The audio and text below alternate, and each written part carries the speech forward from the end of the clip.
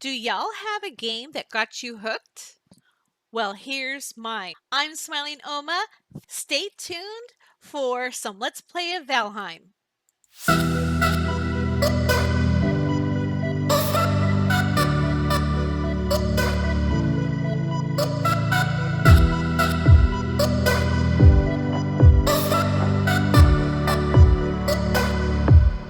For those that haven't played Valheim, this is the very beginning of what happens after you've made your character and you go into either your own world or somebody else's world. I'm going to show some Let's Play of my gaming with my son in his world now that Valheim has a cross-platform option. I'm able to game with him on his Xbox and me on the PC, which is really nice. Here, a Valkyrie is flying me into my son's world.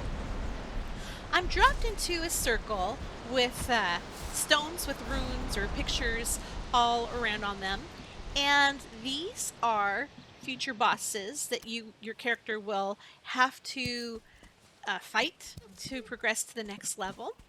And you see me opening up my map. And right now, you just see like just a tiny bit. The more I go exploring, the more the map opens up. So that's what I see right now. And that little red dot is my son coming to get me. He plays a character named Tor. It feels great being back in this game. So, a little backstory. Up to this game being released, all I played was Planet Coaster. I was fully engaged. I thought there's no other game that can steal my heart and that will take my attention away. And Valheim's like, well, hold my beer. And prior to Planet Coaster, I had played Roller Coaster Tycoon 3. So I'm not what you would say a typical gamer. I've been learning with my hand-eye coordination and all that kind of stuff how to get better. But I really wanted to play this game. I'd seen some YouTubers and streamers and friends in the community all hyping up this game, and I'm like, I want to try this too. This game you can play with other people, which I was really intrigued about. So a very kind person saw this game on my wish list and got it for me, and I'm very appreciative of that. And I, in return, had continued the ripple effect of giving this game to my D&D crew so that we could all play together. We hadn't had the opportunity to play D&D, and so until we all were able to get together in real life, this gave us the opportunity to get together online and to play this fun game.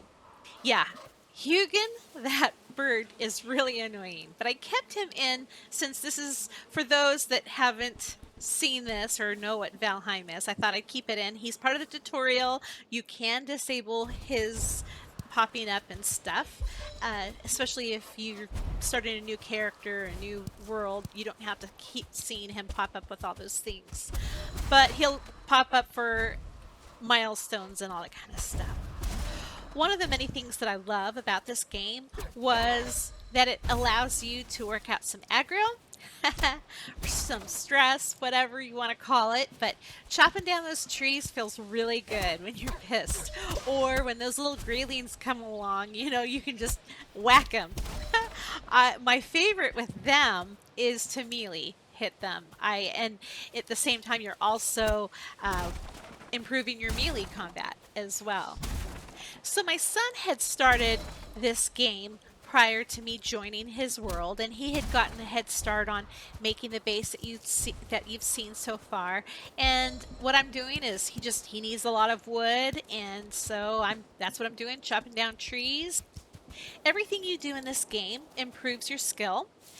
When you swing with an axe, and for every time you do that, it improves your axe whacking skills. Fishing, you catch a fish, you swim, you name it, it'll all improve your skills. So the more you do that, the more you use a certain knife or weapon, the more you block, it all goes to improve those stats. And so you see me doing a lot of jumping.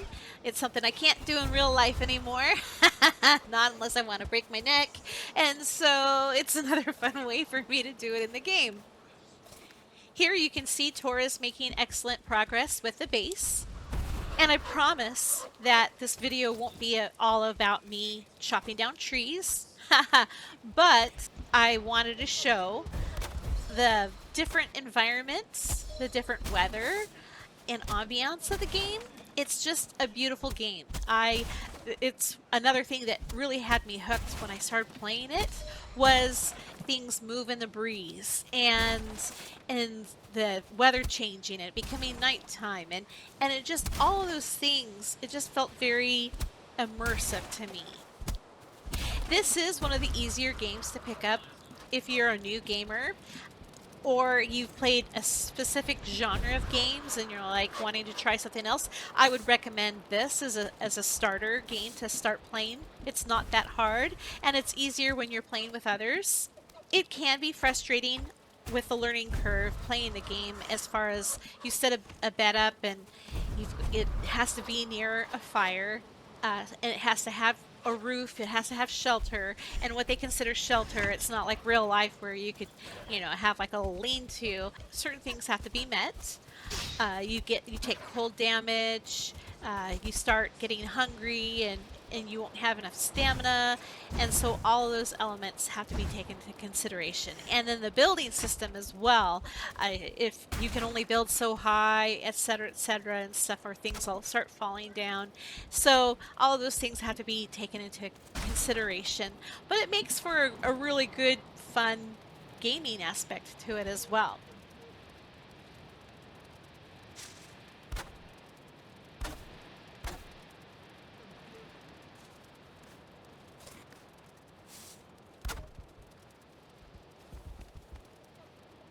Here I set my spawn point, and it's important to have spawn points set in this game and other survival type games.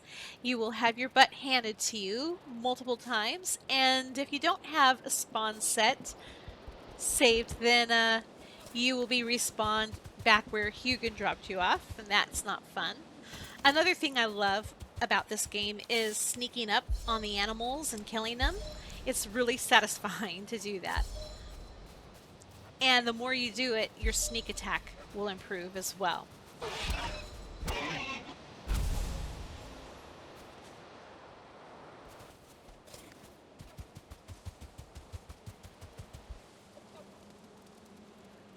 As I'm looking at my map, you'll hear the wind in the background. And that's what I was talking about earlier about the ambiance of this game. And it's just, it can be really relaxing going out there collecting berries and mushrooms and chopping down trees and working on your base, and you hear the wind. There's just something about it that's just, I love it. I love that. And then it starts to rain and you hear the rain, you see the rain, and it gets foggy, and it's just so immersive, and the developers really did an amazing job with this.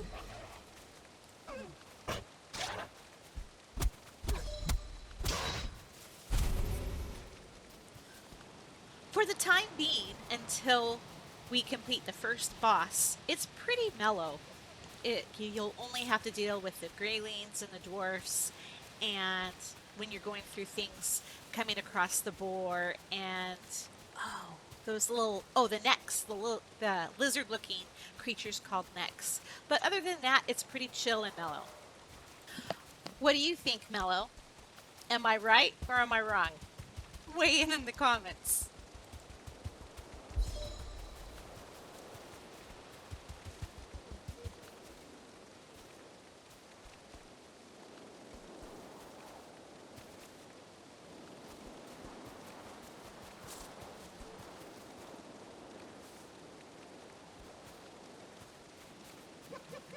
Each animal, when you kill it, gives you different types of meat for recipes, different materials to make different things, and so that's why you see me sneaking up on this cute little deer.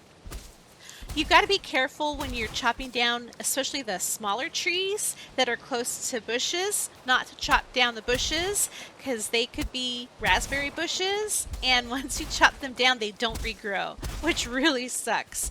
And unless you're in God mode and you can just spawn in bushes and spawn in the berries, playing in normal mode, it's hard. You want to be able to mark on your map all the berry bushes where you can go back and they'll grow every few days, and so be very careful not to chop them down. I've done that and I kicked myself like, dang it.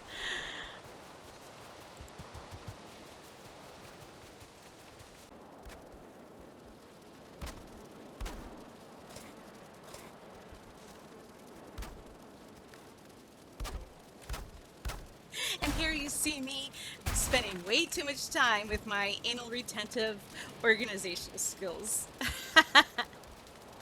I'm also multitasking while I'm organizing. I'm cooking some meat on the fire, and I'm standing this far back from the fire because of the fact that you want to get close enough to where you can get the meat off of the fire pits and put more meat on there, but not close enough where you get smoke inhalation damage. So you have to find that sweet spot where to stand. So we've gone from having one or two greylings and gray dwarfs mess with us to a whole little gang now are messing with us. And I'd much rather take the name calling than the stone throwing from these little punks. And I get almost to wiping them all out. I'm feeling pretty badass. And you see me witness my first death as this character in this world. Ah, rip.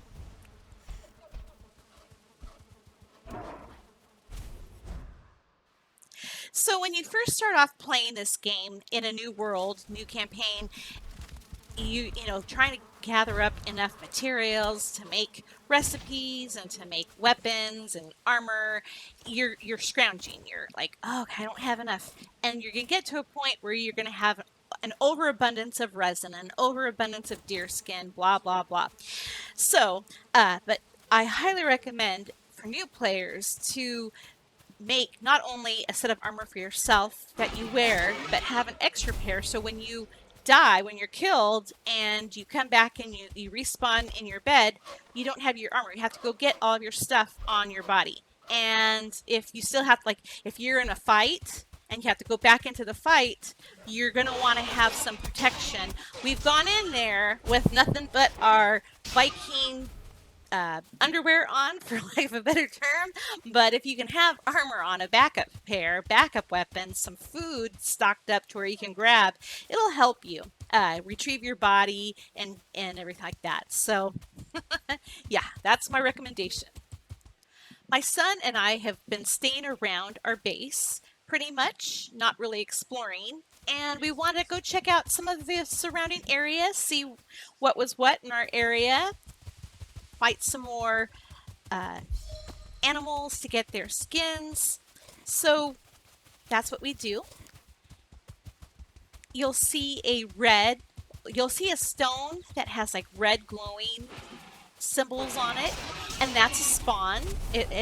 And you can click on it and it'll tell you like what spawns in that area. In this area, it tells us that it's a spawning point for the boar. And then I also think the deer also spawn here too. So that's really good to know.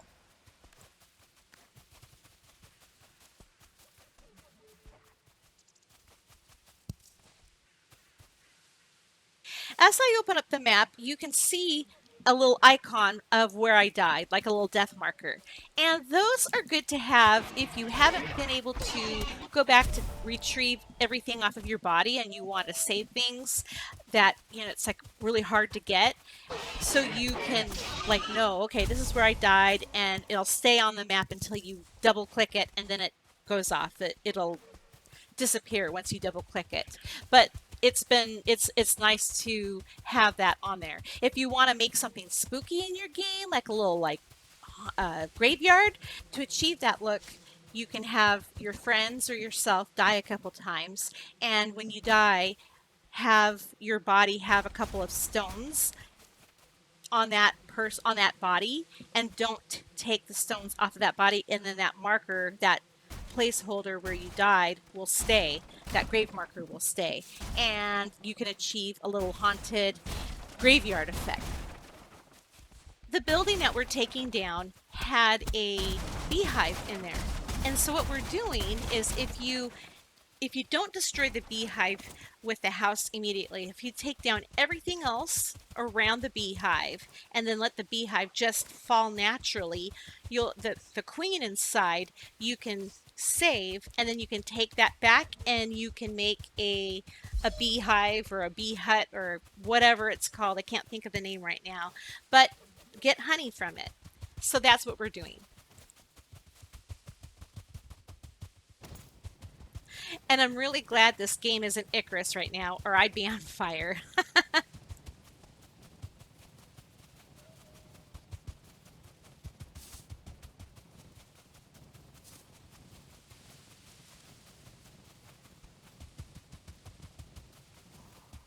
As we're out adventuring, we come across an old, apparently abandoned village. And this honestly makes a great starter base. If you haven't already begun to set one up, or if you're scouting for another location and your other base is further away, this does make a really nice starter base. It has buildings that you just need to repair. It has the fences that you can repair and add on to, and it'll help you. Those fences can have you lure animals like the boar, and you can respawn them, etc., etc. It's close to the water, and they make great. Yeah, I can't praise these little areas enough. You can also break them down for wood, but also enclosed in those little areas, in the fenced off areas, are raspberry bushes, and it's really important that you mark them on your map so you can come back to it. So as I was saying earlier on in the video, it's been a hot minute since I've played this game. I've been playing other games, and I took a big break from Valheim. And so it is really nice to be back playing this. It feels like coming home in a way, gaming-wise. And I'm really enjoying this, and I'm going to show more in this series. But I needed a break. I went hot and heavy in creating my world, SmilingHeim, and that is really in depth with lots of different portals taking you here all over the world. And I'm really excited to show it to you one day, more likely in 2024. It's not finished, but once it is finished with all the areas, I will make a series out of that. So in addition to the SmilingHeim series in 2024 and this series of me playing with my son, I will also be featuring a Valheim world tour, map tour of other people's bases.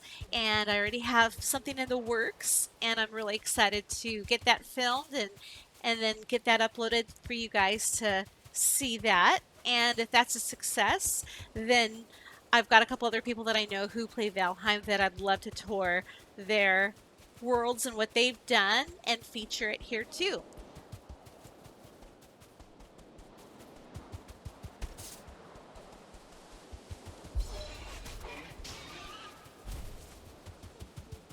Seeing this scene of the world tree at night, how it's lit up, there's something magical about it, but it also, in a way, it reminds me of when I'm out camping in the mountains in real life and you're away from the city and you see all the stars.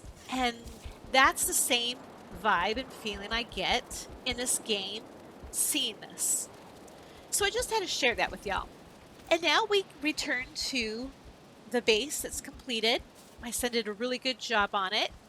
And you can see there's bunk beds, additional people that will be joining us soon. And talk about rolling over on the wrong side of the bed. I'll end the video with me dreaming what I dream in Valheim. Thank you guys for tuning in and watching this episode. I hope you enjoyed it.